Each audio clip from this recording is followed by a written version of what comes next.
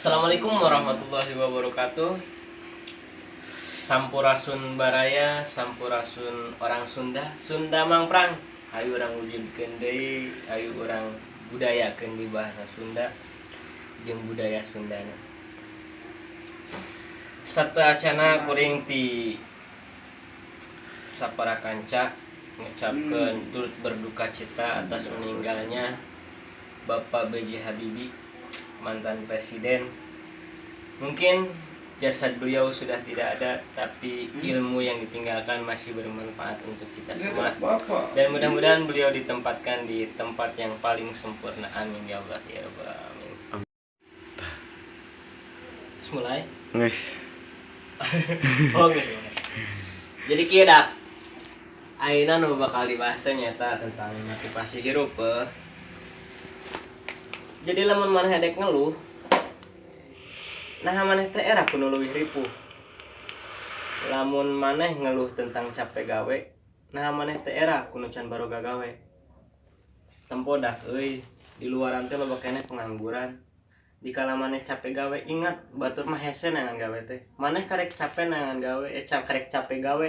Batur mah capek teh nangan gawe, can ngasilkeun duit, sedangkan maneh capek geus ngasilkeun duit. Ayeuna nu kadua tentang hirup maneh jeung pasangan maneh. Maneh loba ngeluh tentang pasangan maneh.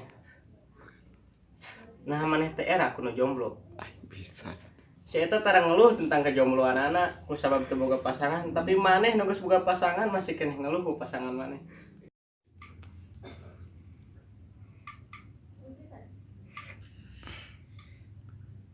Aneh.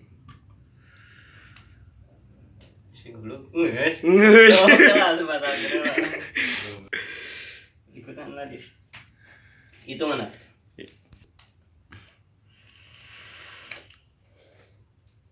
Jadi kesimpulanna kieu dah. Cek paribahasana. Ulah ngeluh keur ripuh, ulah ngaraja keur bagja. Sabab ripuh teh ujian. Ai bagja teh titipan. Jadi lamun maneh keur ujian, pasti maneh nangan kelulusan, bener teh?